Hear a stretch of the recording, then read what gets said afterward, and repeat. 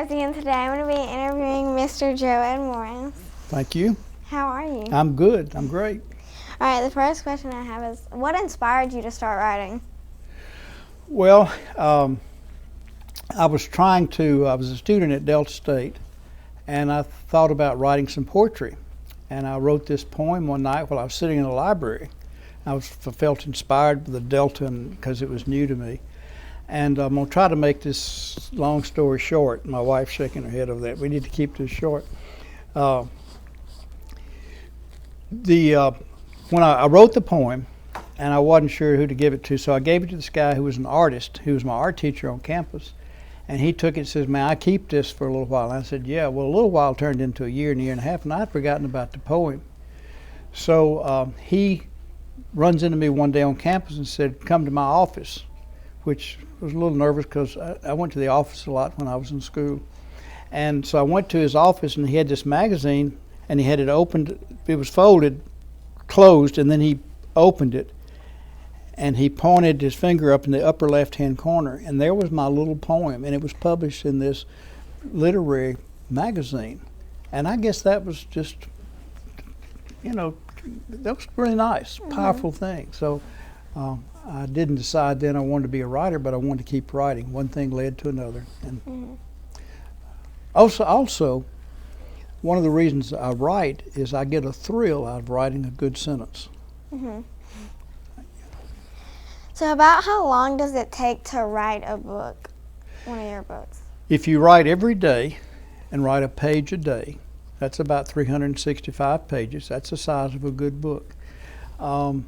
And I would say that most of mine probably took a year. This one took 50 years because it just took a long time putting it all together and trying to get it where I wanted it. But some of the others that I've written took about a year, some a little longer. What's your favorite book you've written? The one I just torched. Yeah. Yep. It sounds really interesting to me. Thank you. Is any of your books based on real events in your life? Well, of course, this one is. And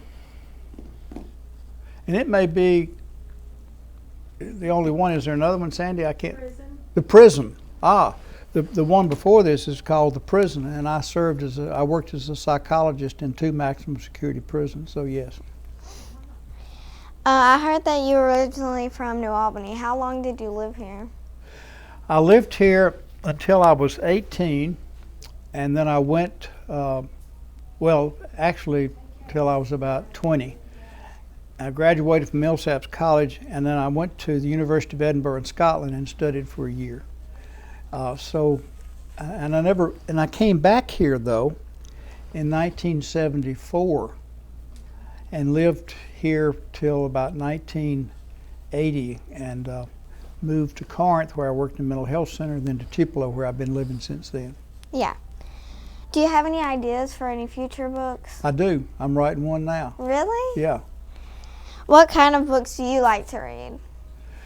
Good fiction, good literary fiction, books that challenge my thinking, books that cause me to look up words, books that have a good, strong characters, because actually what makes a story is not the plot, it's the character.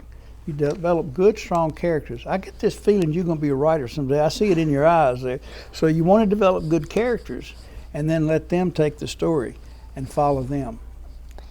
Do you have any tips for anyone who wants to write or is starting to write? Yes. Never give up. Never give up, number one. Number two, read. Read all you can, because you get great ideas from reading. As I'm reading, I always try to have a pad next to me. I'm taking notes. Maybe another novel comes from that, a character comes from that. But I think you could probably sum it up in those 2 things. No, there's a third one. Put yourself in a chair and write, because writing, 99% of it comes from hard work. 1% comes from inspiration. You know who said that? Who? A guy named William Faulkner. Really? Yeah. And is there one of your favorite books that you love to read before you either start writing or even now? 2. One is a short story by a lady named Eudora Welty, and the short story is titled The Worn Path. and I try to read it. I used to try to read it once a month. Now I make sure I read it 2 or 3 times a year because I like to write short stories, and in my opinion, that's probably the best short story that's ever been written. And the other book I like to read, I don't read it, I read bits and pieces of it now, is The Sound and the Fury, which I think is the greatest novel that's ever been written. And it was written by a guy named William Faulkner. I like to read like series and stuff of books, but I can't read like super long books because I get distracted by like things. So I like to read shorter This books. is not a long book. Yeah, like books like that. But what about Harry Potter? You read Harry Potter? I started reading it. I think I finished the first book when I was in school, but I never finished the second one. Well, if you read the first one, you read a Harry Potter book. It's important. Everybody should read a Harry Potter book. Yeah, I have a friend that loves reading, and she's read the whole entire series. And I was so like surprised and stuff because I would never be able to read the whole series because they're all so long. And this year she finished the last one. I was like, what? What's a short book to you?